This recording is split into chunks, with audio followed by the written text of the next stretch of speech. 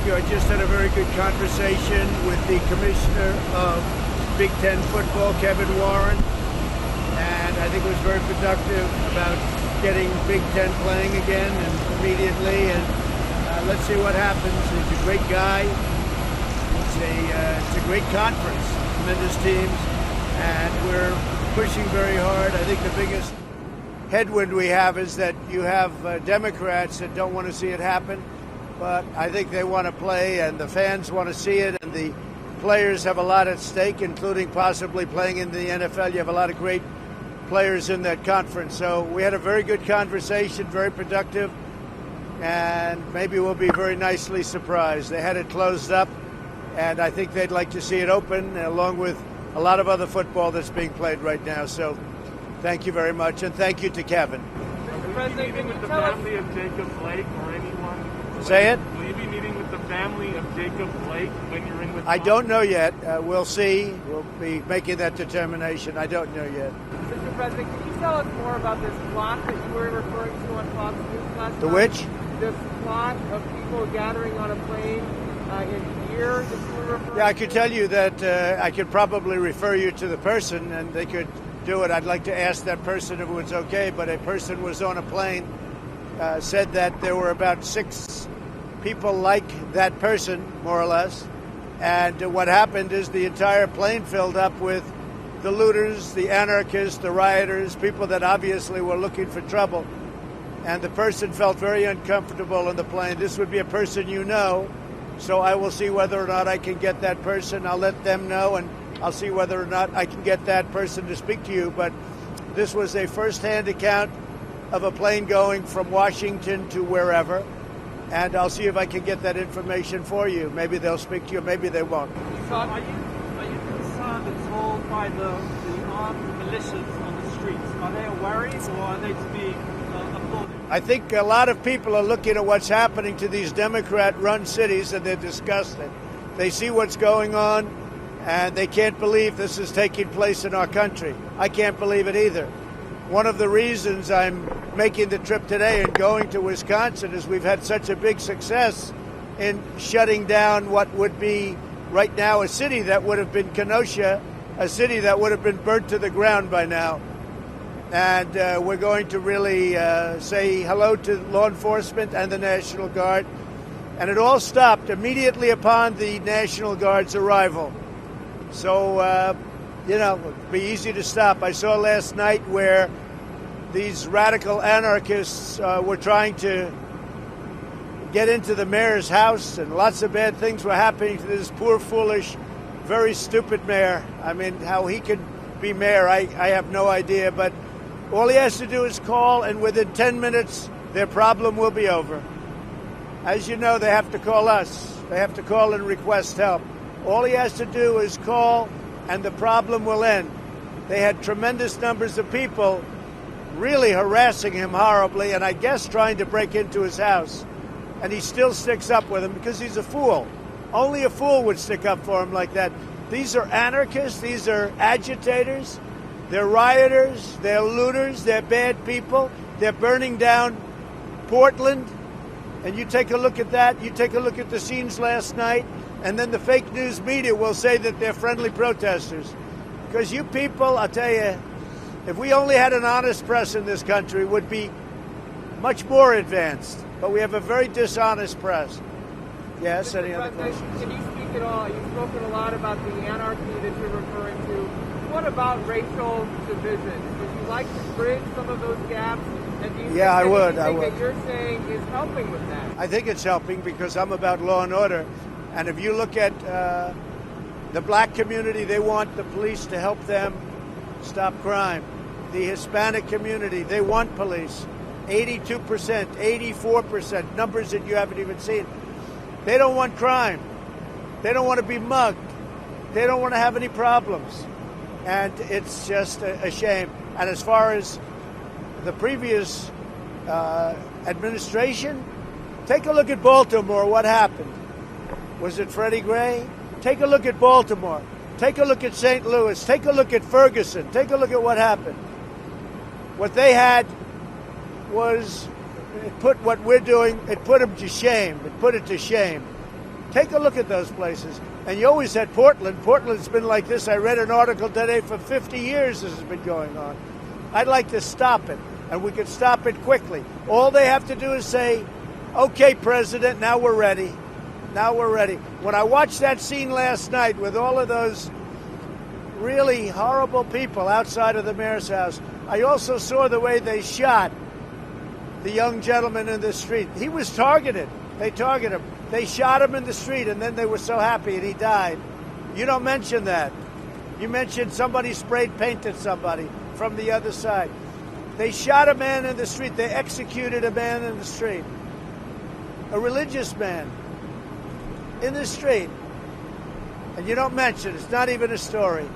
You talk about other things. The press should be ashamed of themselves. I think the press is actually, the media is what's fueling this, more so than even Biden, because Biden doesn't know he's alive.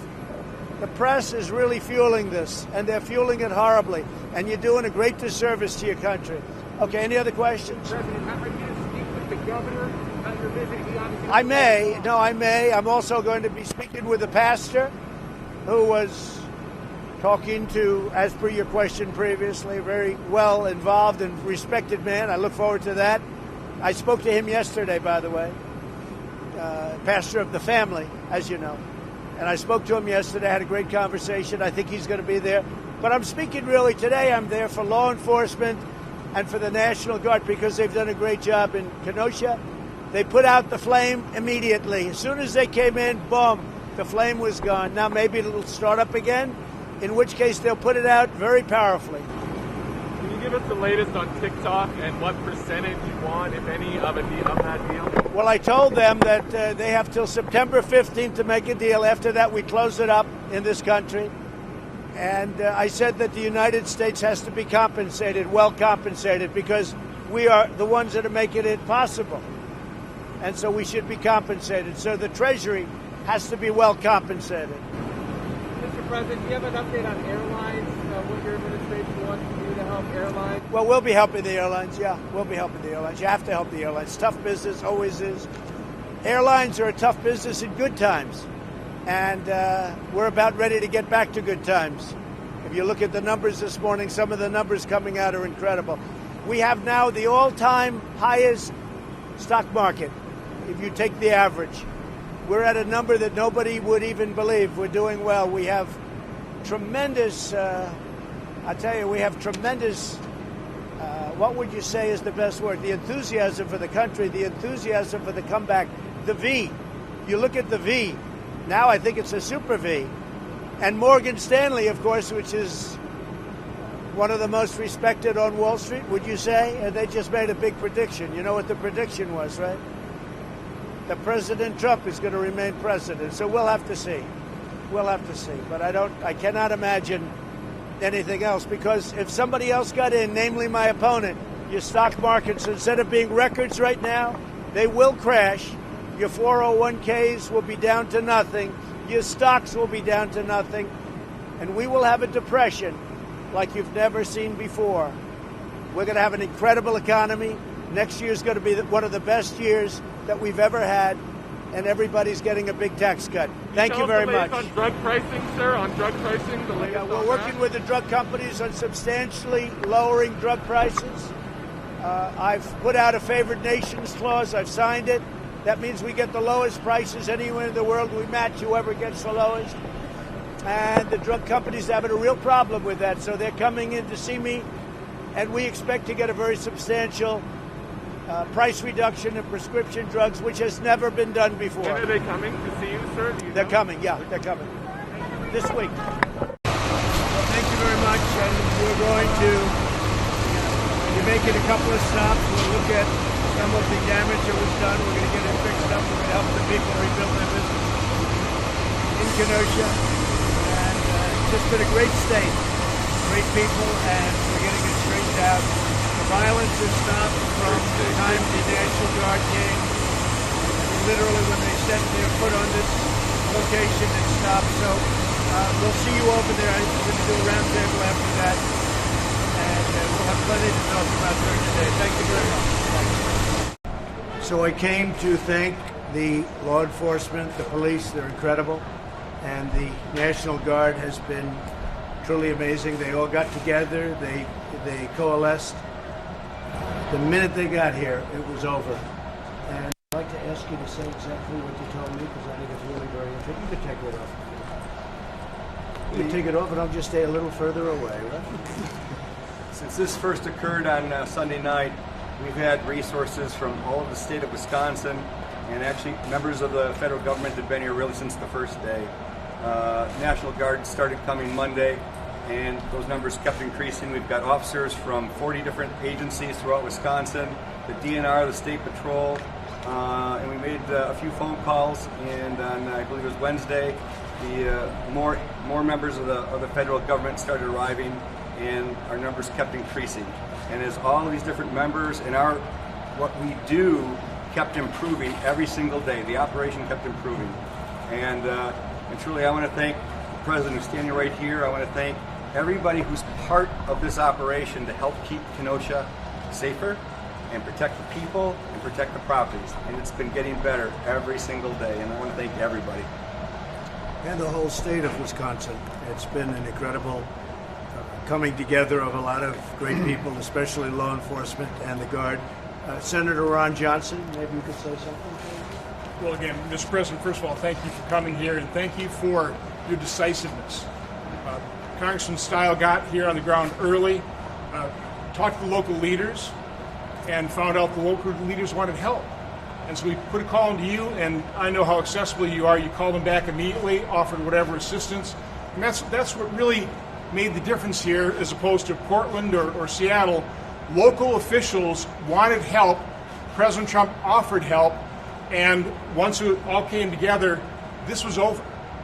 And we can't be more appreciative of the help you offered and the resolve that you showed, because that's the bottom line. Elected officials have to take their responsibility seriously about protecting everybody's constitutional rights, keeping our communities safe and secure, having that kind of resolve, and then the manpower that surged into here from around the state, but honestly from around the country, made all the difference in the world. This should be a model on how we can end the rioting throughout America. But again, thank you for your resolve and your decisiveness. And whether it's Portland, Oregon, we could have that done so quickly, so easily. Your head would spin. It would end immediately. Last night they attacked the mayor's house. It's ridiculous. All they have to do is ask, and we'll be there literally within minutes. We're set. We're all set to go in. We already have a big force there protecting the courthouse, and it's totally protected. We have 300 people there, Homeland Security. It's totally protected. Congressman, maybe you could say a few words. You called me originally, and we appreciate it. Please. Thank you, Mr. President, for being here. I think today is a great opportunity for Kenosha to really begin to heal and to rebuild the city. As events began to spiral out of control, I was in constant communication with local officials here, and it was very clear Kenosha needed additional resources. And on Tuesday morning, I called the president, and the president answered my call, offered those resources. They were ultimately rejected on that day, on Tuesday. We ultimately got them accepted on Wednesday. And when individuals knew, criminal elements knew that those resources were going to come here, that's what allowed us to get control here in Kenosha and to end the criminal behavior. We now have public safety. We need to maintain public safety in Kenosha. Now we need to also heal. And today is an opportunity to begin the rallying cry to rebuild Kenosha and make it stronger than ever. Can't thank you enough for being here, Mr. President. And who rejected the call originally? Our governor, Tony Evers, rejected your offer. But ultimately he called, he said okay, and we sent in the group, and they had a lot of great people here to start with, I have to say. Would you like to say something, please? Just a great deal of gratitude for everybody from across the state in law enforcement, the federal government, certainly the Wisconsin National Guard, and I understand from several other states. What transpired here is an attack on America, and it can't happen in any community. The way to stop this is to act decisively while still protecting rights, but putting an end to it, and we appreciate the assistance. This ended within an hour. As soon as we announced we were coming, and then they saw we were here, this ended immediately. And it should be that way all over. Chicago could use a hand. New York could use a hand. Although I'll tell you, if you let New York's finest and Chicago Police Department, they do a great job, but they're not allowed to do their work. A lot of times you're not allowed to do your work, and they could do it themselves. But You have to be decisive, and you have to be tough, and you have to be strong, and you have to be willing to bring people in. So the federal government, like it was in Wisconsin, the federal government's waiting. We just wait for a call. In Oregon, we have Portland, which is just every night, 93 nights. And every day we call, do you want us? Do you want us? And last night they attacked very viciously the mayor's house. And we were ready to go in just in case if it got any worse. But it was bad. And this man just stands here and says, no, we have a democracy. You don't have a democracy when that happens, actually. You have the opposite of a democracy. So I want to thank you all. Thank all of you for being here. But this is in really great shape. And we're looking at a couple of other locations. Now, we can do them all at one time. We're very well equipped. Our National Guard is great. And our military is beyond any military in the world. It's totally restocked and in great shape. We won't have to use military. I don't think we'd have to use military, but we're ready to go with whatever power we need to use. In Washington, D.C., we have a radical liberal mayor, Democrat, and she's, I guess she just doesn't get it. But she's trying to work with the White House and with Secret Service, but it would be so easy to solve that. So we may have to do something there. It'll take approximately 15 minutes. You don't see people ripping down statues anymore because I signed essentially a law. I signed a statute that you knock down a statue, you knock down a monument, it's 10 years in prison. And it amazingly stopped. You haven't had any problems since then, right? So it stopped. So I just want to thank everybody. You have done a fantastic job. Ron, thank you very much. Congressman, great job. Really great job. Thank you all very much.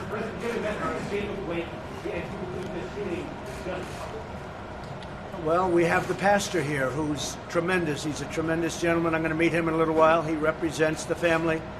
And I think it's probably better off if that's handled locally right now.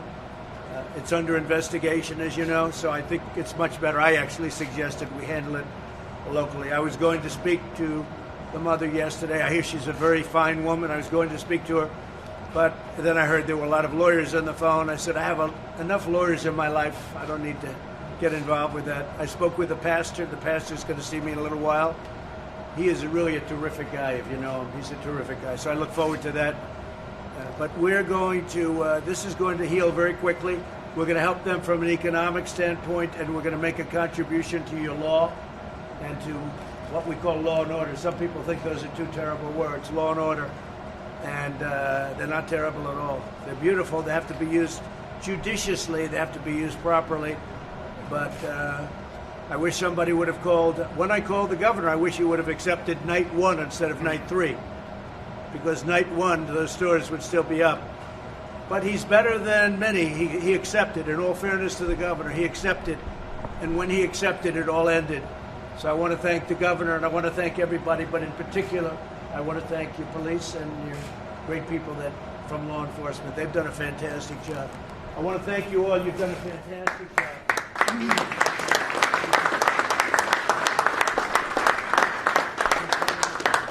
you all very much. Great job. Thank you. Thank you very much. A message for the Blake family, a message for them. The father has said that your government increases racial division. Yeah. Thank you very much, everybody. Thank you very much. So this store was here 109 years, just about the oldest in the nation, doing what you did. Oldest in the state, for sure. It's fantastic. And we're going to help them a lot. I think we're going to help them a lot. Would you like to say something? I just appreciate President Trump coming today. Everybody here does. We're so thankful that we got the federal troops in to help, because once they got here, things did calm down quite a bit. And our city police and sheriff and fire departments are awesome. They work harder than you can believe, 24/7. That's true. These gentlemen did a fantastic job, Fantastic job. working with the federal government, and it was really great. And once we said, let's go, that was the end of it. Unfortunately, they had a few days when people wouldn't call us. They didn't want to have us come in. They just don't want us to come in, and then destruction is done. A day early, we would have saved your store. Absolutely. 1 day early. 1 day early. So the governors have to call, the mayors have to call. As soon as they call, the federal government will come in. It'll put it out. You take the ultimate example is Portland. It's been terrible for a long time, for many decades, actually. I read a story, 50 years, but you take a look what's been happening for the last 94 days. We would put it out within 1 hour. It would take 1 hour, maybe less. And that's really what happened here. And it happened in Minneapolis also. Came in, it went for 9 days, and we came in. It ended almost from the minute we came in. But these governors don't want to call, the mayors don't want to call, and they have to call and they have to ask. I want to thank Bill Barr is here someplace. Bill, thank you very much. And a man that just got a very strong promotion in a sense. Chad's here, so we're going to have some meetings. We're going to meet with some of the owners, and then we're going to have a round table. I think you're going to be there, but we're going to work with you. We're going to help you, okay? We'll help you rebuild. It's a great area. It's a great state. This should never happen. A thing like this should never happen. They have to call early. Okay, thank you. I'll see you over there. Okay, thank you very much. Thank you, Bruce. Well, thank you very much, everybody, for being here. We took a really incredible tour. Law enforcement has just done such a great job working with the National Guard and working with a lot of people, but we're here to show our support for Kenosha and Wisconsin. The state of Wisconsin's been very good to me. I love the people. We've done a lot for the state, and we will continue to do a lot for the state. We're all in this together, and this was an example of what can happen when you do it right. I'm pleased to be joined today by Attorney General Bill Barr, who's doing really a fantastic job. And Bill, thank you very much for being here. Secretary Chad Wolf. Chad? Sir. Chad, thank you. Ron Johnson, Senator Ron Johnson, who's outstanding, I have to tell you, so respected within the beautiful halls of Congress. And I appreciate the great job you do, Ron. I hope the people of Wisconsin appreciate how good a senator is. Do they have any idea? Do they know how good he is? I think they do. You're never going to get not elected, Ron, or I'll be very unhappy. One of the best. And also a young congressman that's been a warrior, true warrior. He's been a fighter not only for some other very good causes, but for this cause, because he was the first one to call me and say, we have a problem. And Brian, I want to thank you, Brian Stile, Congressman, and you have your first re-election, and I think you're going to win it big. I hope you do. You deserve to. Also, my former chief of staff, where's Reince? Reince, where is my Reince? Reince Priebus, which shows that I definitely like this state, because you are a very proud citizen of right here. You're still here. You never left, did you? Huh? You never would leave. You've done a great job. Thank you very much, Reince.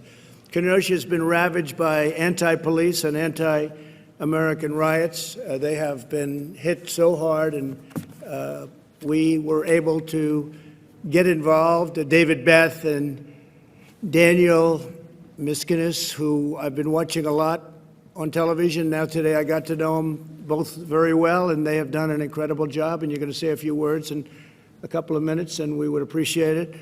Also, Zach Rodriguez, Supervisor, Kenosha County. Zach, thank you very much, Zach. Good job. He had a rough 3 days, but then it got well brought into back in where you wanted it, just where you wanted it. Aaron Decker, Supervisor for Kenosha. Aaron, thank you, Aaron. Good job. Thank you very much.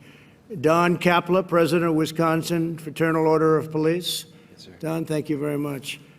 Jerry Johnson, National Trustee of the Wisconsin Fraternal Order of Police. Jerry, thank you. People have done a fantastic job, really. You have to be proud of them. James and Sharon Ward, pastors, where is, well, it was great speaking to you yesterday. Sir, it's my honor. And you're really a very respected man, and I really enjoyed our conversation. Thank you both very much for being here. Appreciate it. We also have Major General Paul Knapp, who is around here someplace, but he was really right on the, thank you very much, Paul. Thank you. He's been fantastic. Paul and Scott and Linda Carpenter, owners of B&L Office Furniture. Scott, you're back there someplace. Thank you. Thank you very much. You got hit pretty hard, right? Yes, sir. You got hit pretty hard. That's all right. It's going to get rebuilt. Kimberly Warner, owner of the Authentic Gifts and Report Candle Factory. That's a very fancy name you have there, Report. That's a fancy name, but I'll bet it was beautiful. Is it, are you going to rebuild? Will you be rebuilding? We were not destroyed, very fortunately, but So you'll be- I'm here representing the smaller women, small business downtown. Okay. And just being in support and great thanks for saving our town. Well, we'll be giving you some help, okay? We'll be giving you some help. John Rhodes III, owner of Rhodes Camera Shop. Now, I was there, and that was 109 years. And you want to say a couple of words? Would you like to? I'd say. Where is he? This side. Oh, okay. Good. John, stand up, please. 109 years. 109 years. Thank you again for coming. Thank you for sending the National Guard. And again, the police and the sheriff's department did an awesome job, as well as the fire department. Kept up as good as they could. So I thank them all. And we're going to help you. That's a very, very complete rebuild we're talking about down there. That's incredible. Complete, yes. If they would have responded to the first call, it would have been a little different story. But they did respond, which is better than some governors, frankly. And once they responded, and once we took, control of it, things went really well. You just met some very talented people outside, and I think you're going to have clear sailing. But we're going to try giving you a hand. Your insurance company, you're insured, right? Yes, we are. And so they're helping and they're being responsible. So far, everything. You'll let me know. Yes, You'll let me know. You got to let me know at the end. And Ricky Talapietra. That's a beauty. It's a long one. That's a good one. Go ahead, please. Representing, we have two businesses in downtown that were vandalized. We've been able to rebuild, but I also represent the Downtown Kenosha Incorporated organization, who's leading the rebuilding effort for downtown and uptown. It's been a struggle, but our community has been really incredible. More people have come to help than we know what to do with, but right now what we need is financial support. Loss of business and loss of property is staggering at this point. All right, we'll be talking to you. We're going to be helping you with law enforcement. We're going to be helping you with some economic development. Get it back in shape. Get Kenosha back in shape, and we'll get it back in, I think, very quickly. I really think so. And we'll be helped by John Morrissey, City Administrator of Kenosha. John, thank you very much, John. You have your work cut out for the next little while, but you'll be fine. I think we do. You're going to be in great shape. And Samantha Kirkman, State Representative, District 61. Thank you very much. Congratulations on doing a really great job. Thank you so much for the resources that you sent. Our constituents weren't feeling safe until Thank you. you helped out, and we appreciate that. Thank you. Great job you're doing. Appreciate it. And Van Wangard, State Senator, District 21, highly respected person, actually. Yes, Thank sir. you very Mr. much. President. Thank you very much. Great I just job. want to say thank you so much for your rapid response and the fact that you're coming to a small city in the United States, and just saying that that's as important as every other city, and the fact that we did get things under control. This guard has been phenomenal. Our law enforcement people have been working together. We usually work pretty well together in southeastern Wisconsin. Yeah. But this really helps, and Ryan's has a lot to do with that too. You can tell because you Good. worked with him. So thank you so much. You're in our Yeah, prayer. thank you. And your reputation's a great one, so thank you very much. And also, this area is a special area. We can't let that happen to this area. So we got here quickly and did the job. Violent mobs demolished or damaged at least 25 businesses, burned down public buildings, and threw bricks at police officers, which your police officers won't stand for, and they didn't stand for it. These are not acts of peaceful protest, but really domestic terror. My administration coordinated with the state and local authorities to very, very swiftly deploy the National Guard, surge federal law enforcement to Kenosha and stop the violence. And I strongly support the use of the National Guard in other cities. And the same thing would be happening if we did that. You'd have the same thing happen in Portland, and it would happen very quickly. It would all be over very, very quickly. And I just want to thank the two of you for acting so strongly and so bravely and getting it done, and the coordination has been fantastic. You still need that coordination no matter how many people you send in. I just came from a visit of one of the businesses that was burned down, B&L Furniture, and the great 109-year-old camera shop, which I really respect because that was had a reputation far beyond the state even. and it's terrible to see. Several other business owners, they're joining us, and we have some in the back also. To stop the political violence, we must also confront the radical ideology that includes this violence. Reckless far-left politicians continue to push the destructive message that our nation and our law enforcement are oppressive or racist. They'll throw out any word that comes to them. Actually, we must give far greater support to our law enforcement. It's all about giving them additional support. These are great people. These are great, great people. These are brave people. They're fighting to save people that they never met before in many cases, and they're incredible. We must really be thankful that we have them, and we have to help them do their jobs. We can't be threatening them with their pensions are going to be taken away, their jobs are going to be taken away, everything's going to be taken away. They're going to be living a bad life if they utter an incorrect word. You can't do it. We have to have our law enforcement. We cherish our law enforcement. We wouldn't be here without our law enforcement. Even me, I'm here today. I feel so safe. And you went through hell just a few days ago, but I feel so safe. I better be safe, right? I better be safe. But we're all safe, and we're safe because of law enforcement. And we honor you, and I will say this. We have to condemn the dangerous anti-police rhetoric. It's getting more and more. It's very unfair. You have some bad apples. We all know that, and those will be taken care of through the system. And nobody's going to be easy on them either. And you have people that joke. They're under tremendous, I said it yesterday, I said it last night. They're under tremendous pressure. And they may be there for 15 years and have a spotless record, and all of a sudden they're faced with a decision. They have a quarter of a second to make a decision. And if they make a wrong decision, one way or the other, they're either dead or they're in big trouble. And people have to understand that. They choke sometimes. And it's a very tough situation, right? It's a very tough. Then people call them bad and horrible, and they made a bad decision. But if you think of it, when they have, and I know you practice this all the time, where you give people literally a quarter of a second to make a decision. And a lot of them can't make that right decision. It's a very tough thing to do. The vast and overwhelming majority of police officers are honorable, courageous, and devoted public servants. They're incredible. Yet many politicians ignore their sacrifice and ignore the African-American, Hispanic-American victims. We have people, there was love on the streets, I can tell you, of Wisconsin when we were coming in. There was love on the streets, and so many African-Americans, Hispanic-Americans, I can see waving. Pastor, it was so beautiful to see. They want to have safety. They want to have safety.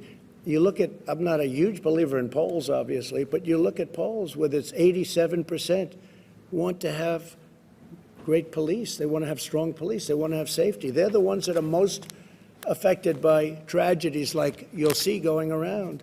When these allegations of police wrongdoing, and when you see that they have made allegations, they must be fully and fairly investigated, and that's what we're doing. Bill Barr's done a fantastic job in that respect, and we fully understand that, because you do have problems the other way, but they're very few. You know, the sad thing is you can do 10,000 great jobs as a policeman or a policewoman. You can do an incredible job for years, and then you have one bad apple or something happens that's bad. And that's the nightly news for 3 weeks. That's all they talk about. They don't talk about the thousands and thousands of good jobs, the lives that you save, they never talk about. So I'm committed to helping Kenosha rebuild. We all are. We will provide $1 million to the Kenosha law enforcement so that you have some extra money to go out and do what you have to do. You took it was a rough week, to put it mildly, and you've done it incredibly well. I'm also providing nearly $4 million to support these small businesses that I talked about today that got burned up, burned down. And we're going to be providing over $42 million to support public safety statewide, including direct support for law enforcement and funding for additional prosecutors to punish criminals and resources to provide services to victims of crime. And that was Bill Barr wanted that money put in. So that's $42 million. That'll help with prosecutors and all of the other things that are so important to you. You need that, because when you grab them and then nothing happens and they're back on the street, that doesn't work out too well. My administration is restoring public safety. We're hiring more police, surging tough-on-crime federal prosecutors, increasing penalties for assaulting law enforcement, and for dismantling Antifa. They don't want to mention the word Antifa. Nobody mentions it. There's a bad group of people. Very, very bad, very dangerous group of people. And we are doing a big number on Antifa. They're bad. Earlier this year, we announced Operation Legend to surge federal law enforcement to high-crime neighborhoods. It is a thing that has really worked out amazingly well, Bill, but it's really really understated in a sense. We've already conducted more than 1,000 arrests in our first month in Chicago. We went to Chicago very recently. Obviously, that's been a disaster, Chicago, total disaster, with, again, radical left Democrat, and we just have to straighten. It's all Democrat. Everything's Democrat. All of these problems are Democrat cities. We don't want to say it, but it is. The top 10 are Democrat, then you go into the top 25 and take a look at that. It's the same thing. We cut the number of murders in Chicago last month in half. Still way too many, but Operation Legend was very, very, very successful. Now it's just really getting going, but they cut it in half and just at its very early stage. This is in sharp contrast to those who want to slash police funding, oppose using the National Guard, and want to hire radical judges and prosecutors who will release rioters, looters, and criminals. We have that in Portland, where the prosecutors don't want to do anything. You can catch somebody doing the worst crime, and they don't want to do anything. So we're very, very upset about that. So we're not going to cut police funding. If you look at what they want to do, they want to cut police funding. We want to increase police funding substantially. They want to end cash bail, which has been a killer for New York. If you look at what's happening in New York, they allowed thousands of people out of jail in New York, and they're walking around and they're causing nothing but problems. Who would not know that? You don't have to know anything about policing. I'm not a policeman, but I would know that if you let these people out, many of them are going to cause tremendous problems. So they want to end cash bail, incentivize prison closures. They want to close the prison so that can't hold anybody. Reimagine public safety, end immigration enforcement, resume catch and release at the border. As Chad will tell you, we've had tremendous success on the border. We're up to over 300 miles of border wall, and we're having the best year we've ever had in the border. People are coming in, but they only come in legally, or for the most part, they only come in illegally. The wall will be finished very shortly. It's had a tremendous impact. So, and the other thing, we want to appoint Supreme Court justices and judges. We'll be up to almost 300 judges by the end of the term, and 2 Supreme Court justices. And so we have a lot of things to do. We have a lot of great things to do. But it's an honor to be in your neighborhood. It's an honor to be in your great state, Wisconsin. And we're here for you all the way. Some people thought it would be a good thing for me to come, a bad thing. I just wanted to come. I really came today to thank law enforcement and to just really that what you've done has been incredible. It's been really inspiring because you see it happening all over, and it just never seems to end. And it never seems to end because it's almost as though they don't want it to end, because you ended it really fast. And Congressman, I want to thank you for the job you did. You were the first call, and I want to thank you very much, Brian. Great, really great job. With that, I'd like to introduce Bill Barr, Attorney General of the United States. Say a few words. Thank you. Thank you, Mr. President. As most of you know, whenever there is an officer-involved shooting in our country, it's reviewed by local authorities to ensure that it was reasonable force. And when there are questions raised about it, the federal government also, the Justice Department, also reviews it. And like all procedures and processes in our country, we do it under due process. And we try to reach a dispassionate, reasoned decision based on an analysis of the situation. We do not allow judgments to be reached because of mob violence. We do not have mob violence in this country make our decisions over the fate of individuals when their actions are challenged.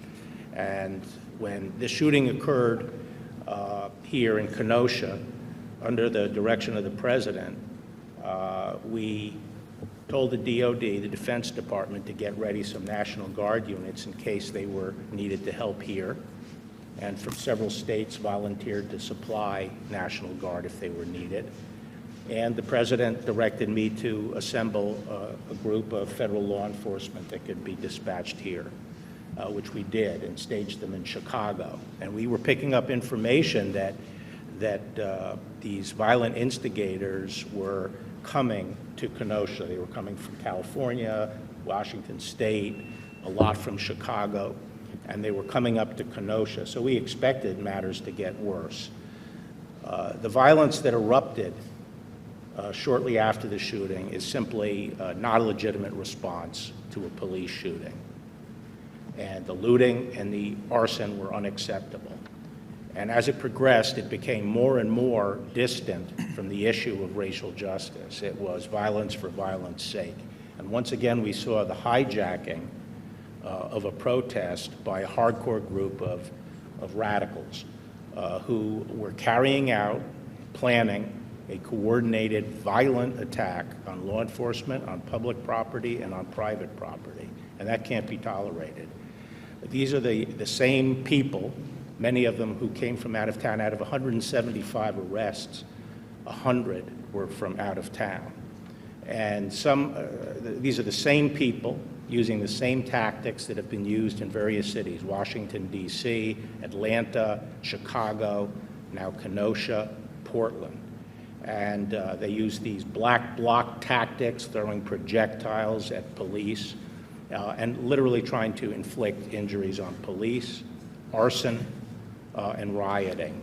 They came equipped, as even the mayor of Washington acknowledged, they come equipped to fight.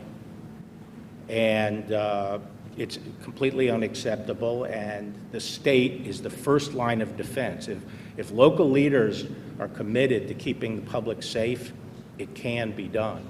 And while it was slow in getting off the starting block, this is an example that when you have the local political leadership backing the police, you have the state willing to put in the resources in terms of National Guard, and the federal government able to come up with support such as the FBI, the Marshals, and ATF, who have some special skills and forensic ability to help, there will be peace on the streets. And there's going to be accountability. What people don't see is that in all of these cities, there are task forces of federal and state officers reviewing all the video that we can get our hands on. And when we are able to identify people who committed crimes in these riots, going all the way back to the beginning, whether they're burning police cars or throwing rocks at people, which are deadly, they will be prosecuted. That's a large-scale effort, and it's going to continue. So I can tell you, Mr. President, that as far as the federal government is concerned, we welcome the opportunity to work with state and local to deal with this public safety issue. Law enforcement is used to working together. We do a good job when we're allowed to work together. This is no different than dealing with violent crime where we work together. We can achieve results, and the federal government is willing to use all our tools and all our laws to bring these people to justice. Thank you. Thank you very much. You're doing a great job, Bill. Thank you. Senator Ron Johnson from your wonderful state, and he is one of the great senators, I can tell you that, in the U.S. Senate. He's one of the best. Ron, please. There's no doubt what you've been talking about in terms of the decisiveness, the resolve, the surging of resources. I think 44 different counties sent representatives from different sheriff departments that really helped stop the rioting and bring peace to the streets. But we have, Pastor Ward and his wife, and I reached out because I was just so appreciative of Julia Jackson's words of forgiveness and of healing. And so you combine the proper role of law enforcement, the support for law enforcement, with people that also want to end the violence, that are willing to forgive and are willing to offer those words of healing. So I thought that was very powerful. I was really appreciative of, and Mrs. Ward, thanks for talking to me, and then, Pastor Ward, thanks for calling me back. Pleasure. That's also incredibly important. Here in Wisconsin, little bit of a side, but Charles Krauthammer once gave a speech here and said, you always hear Minnesota nice. I say Wisconsin even nicer. And that's true. I mean, we are nice people. We have common sense. We all share the same goal. We all want a safe, a prosperous, but secure Kenosha, Wisconsin, America. So we really do share the same goal. So as important, and it's so important to support law enforcement. My message to the folks out here is that it's a very small percentage of the American population that are doing the rioting, that are trying to defund the police. The vast majority of Americans are so appreciative of the service and the sacrifice and the help they get from law enforcement. So I don't want law enforcement to be dispirited at all, because the vast majority of Americans are for you, the vast majority of Wisconsinites. But at the same time, it takes American citizens to offer those words of forgiveness and try and attain that type of unity and healing. So again, Mr. President, I thank you for coming here, for coming here to thank law enforcement, to support law enforcement, but also coming here just to support the citizens of Kenosha and Wisconsin as we rebuild, as we recover from something that the vast majority of people abhor and do not support. Thank you very much, Ron. Appreciate it. Congressman, please, Brian Style. Mr. President, I appreciate you being here. As events spiraled out of control, people started calling me. They were scared, they were nervous, they were concerned about their safety, their family's safety, their home, their place of employment, and they were looking for where to turn. And it was very clear from talking to folks here in the city of Kenosha, local elected leaders, that we needed additional resources in the community of Kenosha immediately. That's ultimately why I called you on Tuesday morning. And after only 7 minutes, you got on the phone with me. You said, Brian, I'm there for the people of Kenosha. And the people of Kenosha, everyone that called me, wanted public safety here in this community. And they wanted it immediately. They didn't care if the help was Democrat, Republican, or from the man on the moon.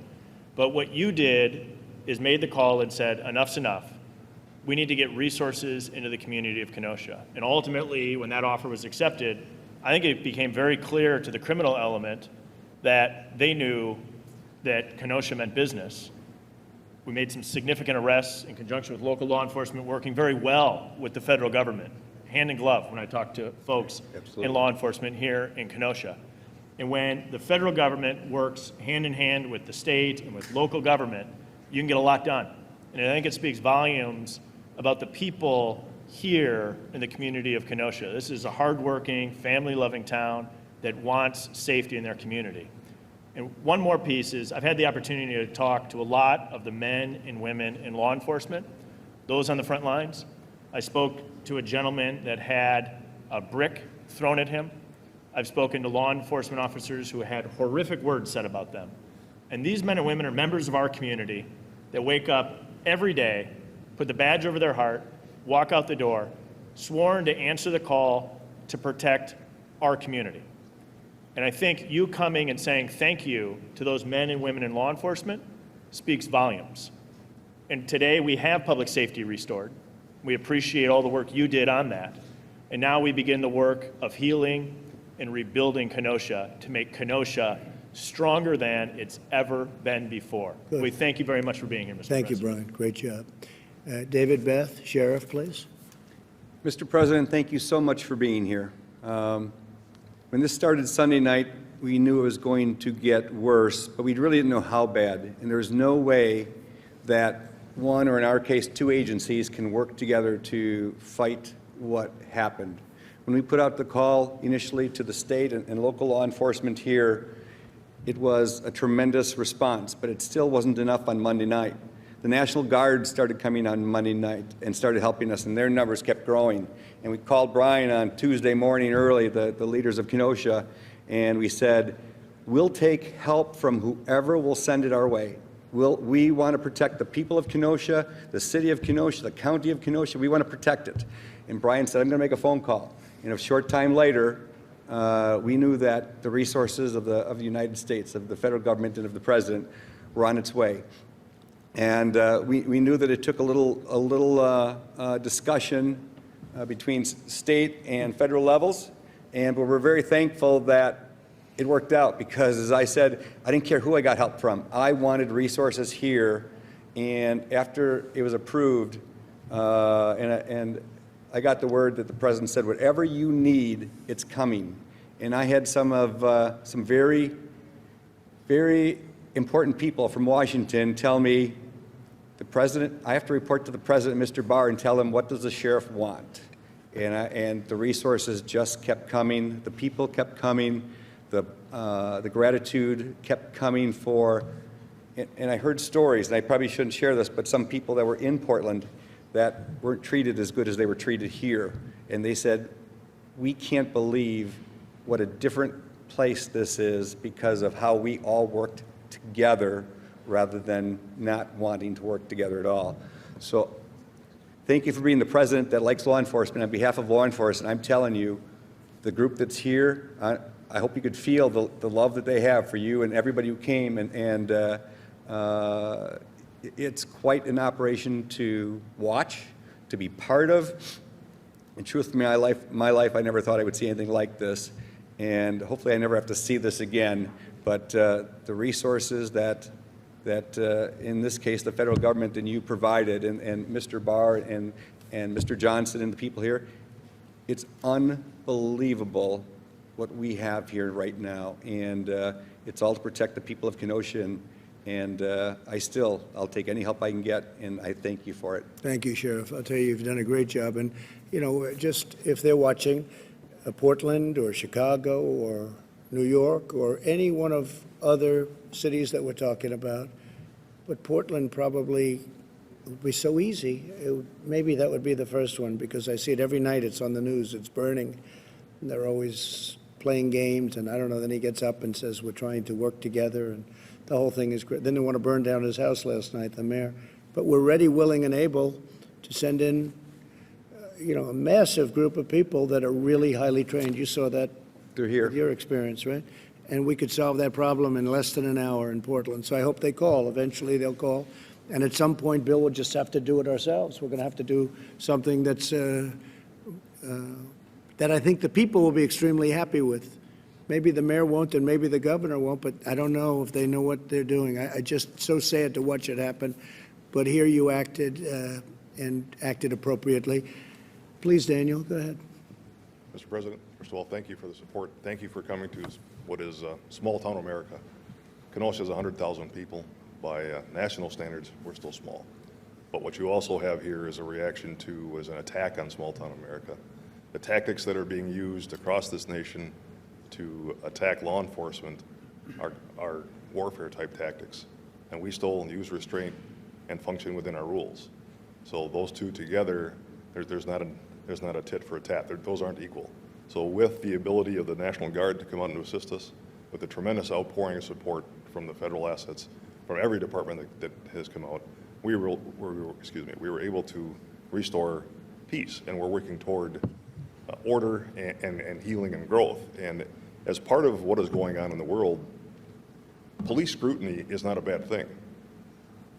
Police, or attacks on the police, and the things that are happening that lead to riots, that's not about police scrutiny. That's not about anything else. Those are legitimate attacks. So what worked for us was we certainly had a unified command. We had a unified mission that normally takes some time to build, but instantly, between myself and the sheriff and the local leaders, the city administration, county, we pulled together. We worked with the city. We worked with the state. We worked with officers from southeast of here, and there's not a lot southeast of Wisconsin, or Kenosha, to the northwest corner of the state. We had people from 2 steps away from Canada sending officers down here. So the response here in the law enforcement community was tremendous, and everybody I talked to was here to help restore peace and order for the good people of Kenosha. And thank you for helping us. Thank you, Daniel. Great job you did. Thank you. And you two worked together beautifully. It's really good. Really good job. Please, Jed. Well, thank you, Mr. President. Americans need and deserve both law enforcement and public safety, regardless of where they live, and regardless of their politics. The decrease in violence that we've seen here in Kenosha over the last several days is really just a prime example of how federal, state, and local law enforcement can work together. It's really a model that we can replicate elsewhere, Portland and other cities across the country. And this administration, Mr. President, you've been very clear. If cities need help, they need assistance, If they need resources and capabilities beyond their reach, all they have to do is call law enforcement, the federal government, and we will be there. DHS partners not only with the Department of Justice, but with local communities every day to protect the citizens of those communities. We're providing law enforcement here in Kenosha some assistance until you're able to rebuild and get back on your feet. So certainly want to extend our appreciation for what you do. And let me just say, the attacks on law enforcement recently, I've been very vocal about that, are very disgusting. We need to thank our men and women of law enforcement. They put on a badge and a uniform every day. They're attacked every day for simply wearing that uniform and doing their job. So again, on behalf of the 240,000 men and women of the department, I want to say thank you to the local law enforcement for doing your job and protecting your communities. So thank you. Really nice, thank you. Pastors, would you like to say a prayer? Yes, sir. I'd love to have that because you are so highly thought of in the area. So please, James, Sharon. Sure. Just to pray. Please. Father, we come to you in the name of our Lord Jesus Christ, and we thank you for this time that you divinely ordained. Father, we ask you to forgive us all where we've strayed from your ways and where we've not acknowledged your word. We ask that you would continue to cause this nation to be one nation under God, that you alone are the one who can make us indivisible. And by being indivisible, there will be liberty and justice for all. We simply pray that you would bring our nation back to you, that your word would be dominant, that you would cause us to walk in love, to live in love, restore empathy and compassion, kindness, concern for each other. Lord, I pray for our president, as your word says, that you would strengthen him and continue to give him the wisdom and the heart to lead during this time, as well as all of the leaders that are here. We give ourselves to you, and we ask you for your good hand to be upon us. In the name of Jesus, our Lord, we pray. Amen. Amen. Thank you very much. Sharon, would you like to say something? I would. I think I'm here, first of all, representing intercessors and people that are praying. Just really, I think we need to mobilize people of prayer to pray for this country. And also, I think it's important to have Black people at the table to help, solve the problem. And also, I think James and I, our prayers that we're able to work to really bring about a change. I think there's a lot of great change that's been mentioned here of how law enforcement has quickly solved the problem of the crime in the street, but I think this is a good opportunity for us to really solve the problem in the nation. And I think James and I could help with that. So. That's really well put. Yes, James? And Mr. President, if I may add, being the only pastors in the room, if I could maybe just share a little bit from a different perspective that I think would bring balance. I have a great friend who is Chief Tony Scarpelli, the chief of police in the town where our church is. Right. And I talk about the partnership between pastors and police, and I often tell Tony that if we can do our job well, it will make his job easier. That's because there are three types of law that govern a society. There's spiritual law, moral law, and civil law. Most of the conversation here today has been about civil law, but until we can really focus on spiritual and moral law and change the hearts of people, we'll have to continue to build bigger jails and bigger prisons until we can bring our nation back to the place of spiritual and moral law.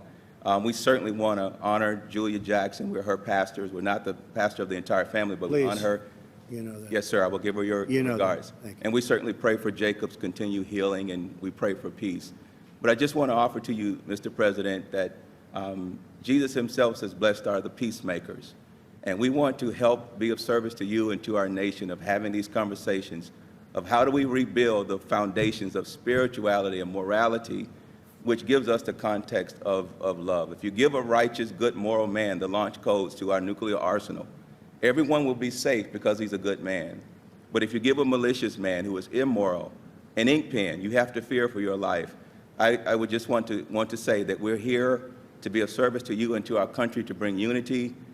We believe that we can help to listen with empathy and compassion to the real pain that hurts Black Americans.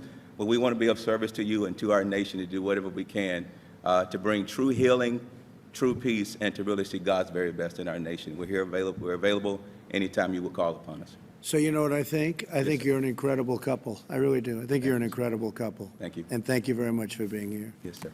Really, really great. Beautiful. Do you have any questions, please? President, you mentioned Attorney General Barr just how that maybe at some point you have to go in on your own. Is that a suggestion that you'd like to send in federal agents to cities like Portland or Chicago? No, it's not, but yeah. No, it's not. It's just that we're tired of watching every night with Portland. They're on night 104 now, and we're tired of watching it because it could be solved in an hour. And we're tired of watching a mayor that has no clue what's going on. And people are calling our office and people are calling Washington that live in Portland and live in the state. And they're saying, please, please send help. And the governor, we call the governor often. And they say, no, we don't need your help. But I say, your community is burning down. They don't need our help. Now, I don't know if that's political. I don't know what is going on. Certainly not common sense. But we could solve it just like here. We all work together. We came in the federal government, the state government, the city government. Everybody worked together. The senator, the congressman. It was like a beautiful thing. It just came. It just worked. And it was done almost instantly. People were amazed. And as you probably will have to report, maybe people are surprised, there's been zero problem in terms of your safety, our safety. I feel so safe. 4 or 5 days ago, James, we couldn't have done this. The law enforcement's been so great. And we could do this in Portland so quickly, so easily, it would be incredible. We would have done it in Seattle. We were all set to go into Seattle, as you know, the following day. And they heard that, and they sent the police in, and the police did a good job. But the people gave up. They were exhausted. They were there for a long time, and they gave up. They were exhausted. So we're there. I mean, we'd love to help Oregon. We'd love to help, really love to help Portland, because we could solve that problem so easily. We have the people. They're ready. They could be there in less than an hour. Less than an hour. And it would all end. And they got a glimpse of that in this great state. They got a really good glimpse of it. It happened very quickly. And now, I mean, I see it. They're already rebuilding. You're already rebuilding your stores. You'll be rebuilding your stores soon, your camera shop. So we don't want to do that, but at some point we're going to have to do it. We're going to have to do it, okay? What would you say to the Blake family? I know you didn't get a chance to talk to them, but what would you say to them in terms of the pain they're going through and the questions they have about what happened? Well, I feel terribly for anybody that goes through that. That's why I was so honored to meet the pastors. I feel terribly for anybody that goes through that. As you know, it's under investigation. It's a big thing happening right now. I guess it's under local investigation. I know, Bill, you're also participating, but it's under your local investigation group unit, and I hope they come up with the right answer. It's a complicated subject, to be honest with you. But I feel terribly for anybody that has to go through. And I didn't get to speak to the mother. I hear she's a fine woman. I've heard that from the pastor, a really fine woman. But you can see when I spoke to the pastors, I see exactly what it is, and they understand where I am. And if we can help, we're going to help. But it is a question. It's under investigation. A lot of things happened with that, and other things, frankly, that we're looking at very, very closely. Okay? President, Kenosha police do not wear body cameras. Should every police officer in the United States wear a body camera? Body cam? Well, that's very interesting. Let me ask Bill to answer that question. Go ahead, Bill. Well, generally, that's a local issue for each police force and each community, the political leaders of a community, to decide upon. But I think most law enforcement people I know who were originally skeptical of body cameras are now coming around to feeling that they actually are a net benefit. Pastors, if I might. It's a very tough, you know, the whole thing with the body cam. You read it and you read two sides of the story. How do you feel about it, Daniel?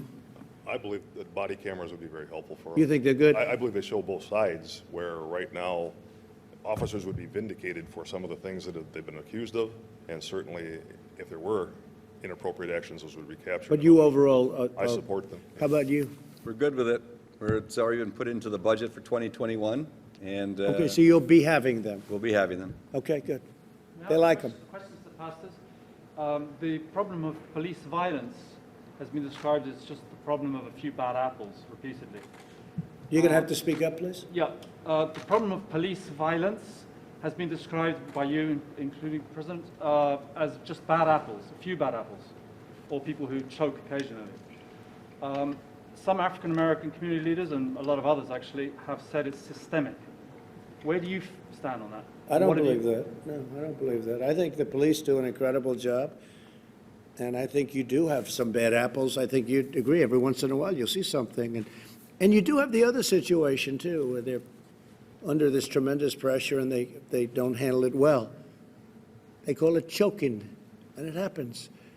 And no, but I don't believe that at all. I think I've met so many police. I have the endorsement of, like, so many, maybe everybody.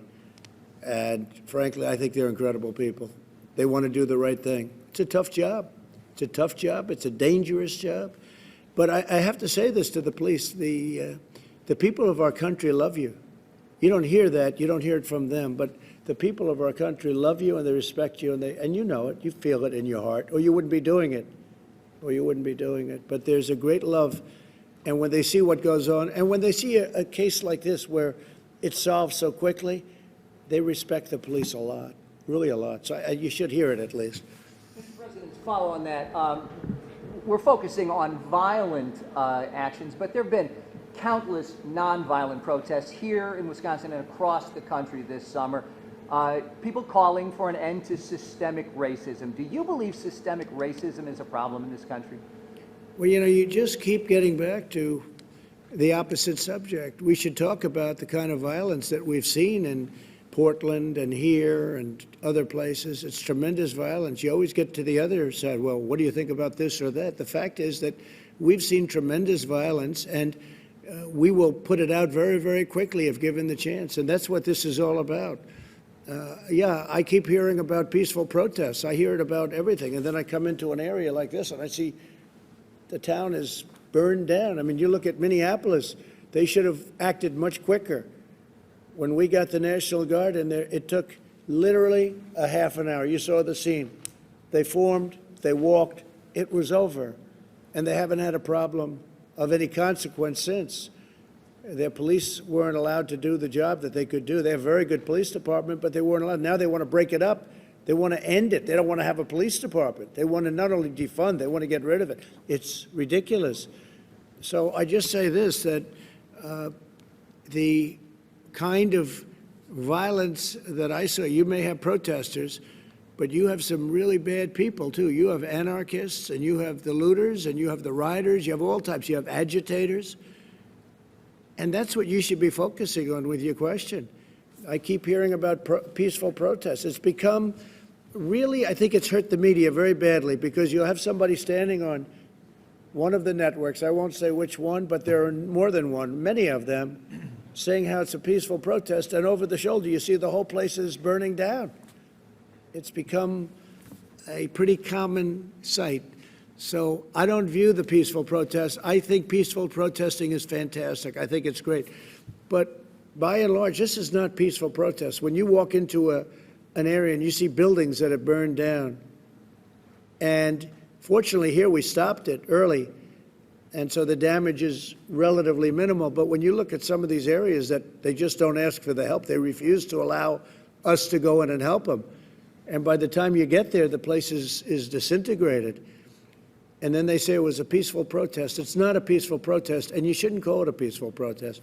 Okay, one more, please. For the pastors, answer my question, please. My question was to the pastors. Say it again. The peaceful protests that have happened. You're going to have to speak up, sir. The peaceful protests that have happened, you've acknowledged some of them are peaceful. They're calling for structural change. Mr. Blake was shot, I think, 7 times in the back. Sure. Do you believe that there is a need for structural change? What is your message? Well, I think people are calling for structural change, and then you could take the people of Kenosha that aren't here and that you won't see and that aren't protesting, but they want change also. They want to see law and order. That's the change they want. They want law and order. They want the police to be police. They want the police to do what they do better than anybody else in the world, and that's what they want too. You don't see them marching, and you don't see them on the streets, but what they want is they want great police force. They want people that are going to keep them safe, where their houses aren't broken into, where they're not raped and murdered. That's what they want. And they're protesters too, but they don't walk down the street, up and down the street. So, you know, just the way it is, just the way it is. So I want to thank you all, and I'll see you back at the plane. Thank you very much. Thank you.